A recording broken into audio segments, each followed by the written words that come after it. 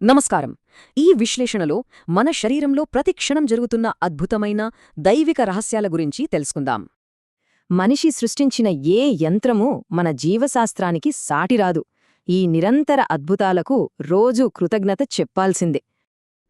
మొదటి భాగం అలసిపోని యంత్రాలు. మనల్ని ప్రాణాలతో నిలబెడుతున్న ఆ అద్భుతమైన జీవయంత్రాల గురించి చూద్దాం. ఆశ్చర్యకరం ఏంటంటే మన గుండె విశ్రాంతి తీసుకోకుండా, వేడెక్కకుండా రోజుకు లక్షల సార్లు కొట్టుకుంటుంది కదా. అలాగే ఊపిరితిత్తులు సైతం రోజుకు వేల లీటర్ల గాలిని నిశ్శబ్దంగా శుభ్రపరుస్తాయి. ప్రాణం విలువ ఎంత గొప్పదో కదా.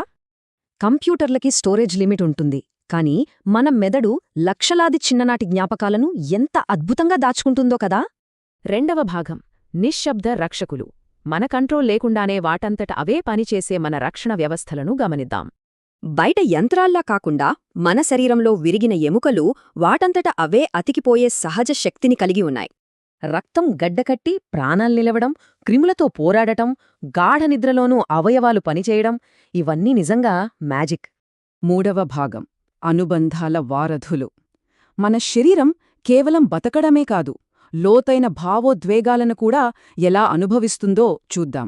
మామూలు కెమెరా బొమ్మల్నే తీస్తుంది, కాని మన కళ్ళు ప్రేమను, బాధను కూడా ఇట్టే పసిగట్టేస్తాయని ఈ మూలాలు చెప్తున్నాయి.